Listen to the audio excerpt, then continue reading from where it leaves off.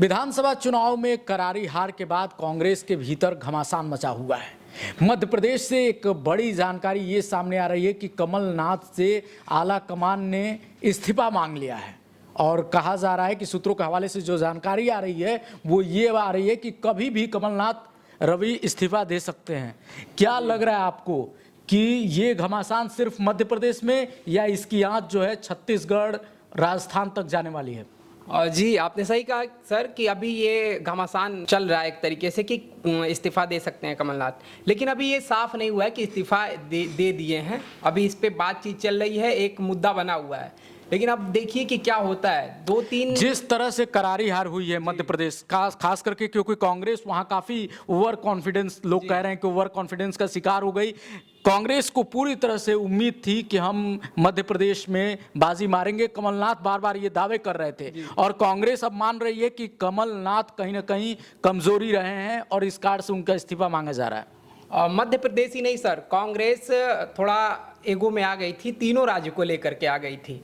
हार मिला और ये जैसे दिखाया जा रहा था कि कांग्रेस बढ़त के रूप में है, थोड़ी सीटें ज़्यादा आ सकती हैं, लेकिन अब तीनों राज्य हारने के बाद अब ये समझ में आ गया कांग्रेस को कि कितने अभी नीचे हैं, अभी वो टक्कर नहीं दे पा रहे हैं, चाहे उनके मुख्यमंत्री हो, चाहे कांग्रेस खुद हो, राहुल गांधी हो। आपको लग रहा है कि राजस्थान में भी इसकी आंच जाएगी और वहां गहलोत को हटा के सचिन पायलट मेन चेहरा हो सकते हैं? सर कुछ कहा नहीं जा सकता है, हो भी सकते हैं क्योंकि सचिन पायलट भी राजस्थान क्योंकि सचिन पायलट और गहलोत की जो टक्कर थी कहीं ना कहीं माना जा रहा है कि उस टक्कर के कारण भी कांग्रेस को वहां ज्यादा भुगतना पड़ा। आपने सही कहा सर, ये कांग्रेस के लिए एक पॉइंट था, लेकिन अब ये चेंज नहीं किए। सचिन पायलट वहां चेहरे हैं, बड़े चेहरे हैं, लेकिन उनको एक तरीके से फ्रंट पे नहीं लाया। आपको लग रहा है कि अब फ्रंट पे उनको लाने का समय आ गया है क्योंकि कहीं ना कहीं जो यूथ है वो सचिन पायलट से ज्यादा जुड़ा हुआ है? जी बिल्कुल, आप सही कह रहे हैं। सचिन पायलट सर खुद एक अभी यंग हैं, बिल्कुल, और ऐसे में अगर कांग्रेस इनको फ्रंट पे लाई होती तो शायद इसका इनको फायदा हुआ होता। और अगर मैं छत्तीसगढ़ की बात करूं जहां बिल्कुल लग रहा था कांग्रेस सबसे ज्यादा कॉन्फिडेंस में थी कि छत्तीसगढ़ में हमारी सरकार जरूर रिपीट होगी, वहां भूपेश बघेल कहां कमी रह गई कांग्रेस के लिए? और क्या आपको लगता है कि आने वाले समय में आपको लग रहा है वहां भी चेंजेस देखने को मिलेंगे कांग्रेस के भीतर?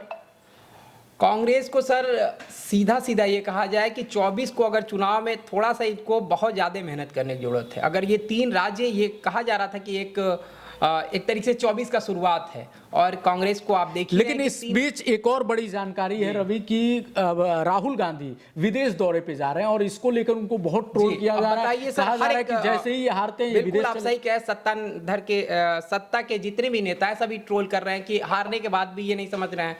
मोदी जी खुद कहे कि एक सकारात्मक सोच के साथ आप आगे आइए, सदन में कहे कि अगर आप हारे हैं कोई बात नहीं, भाई देखिए इससे सीख लीजिए आप। बिल्कुल, क्योंकि डेमोक्रेसी में जो है विपक्ष जो है सत्ता से ज्यादा जरूरी होता है और अगर विपक्ष ही नहीं रहेगा तो फिर सत्ता का कौन तानाशाही हो जाएगी। बिल्कुल सही बात।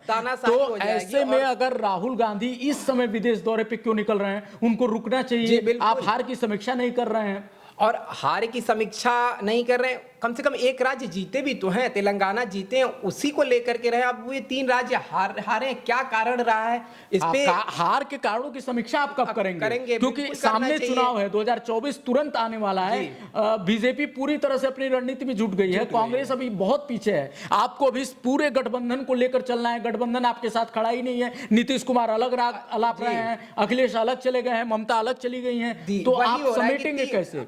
कहाँ इंडिया गठबंधन एकजुट होने की बात हो रही थी। 3-4 जगह बैठकें हुई, मुंबई में हुई, दिल्ली में हुई, बिहार में सबसे पहली बैठक हुई। अब इंडिया नुकसान किसको है? सबसे ज्यादा नुकसान में कौन है? नुकसान कांग्रेस को है, क्योंकि कांग्रेस ही एक बड़ी पार्टी है और बीजेपी भी बार बार कांग्रेस को ही घेरती है। छोटे दल तो उनके साथ हैं, इंडिया गठबंधन भी साथ है, तो उसमें लेकिन अगर ये यहाँ से सीख नहीं रहे, ये 3 राज्य हारने के बाद भी सीख नहीं रहे, 24 में बहुत मुश्किल है। तो आपको क्या लग रहा है कि यहाँ से क्या रणनीति कांग्रेस के लिए होनी चाहिए? देखिए, ये तो तय है कि 2024 को देखकर ही विधानसभा के वोट पड़े हैं। इसका मतलब है कि मोदी की जो छवि है वो बहुत मजबूत है। उसके मुकाबले अब कांग्रेस के लिए क्या विकल्प छूटे हुए हैं, आप ये बताइए। अब विकल्प ये है सर कि कांग्रेस जमीनी स्तर पे, कांग्रेस के नेता जो है वरिष्ठ हैं, जो भी युवा नेता है, जमीनी स्तर पे ये लोग जुड़े जनता से।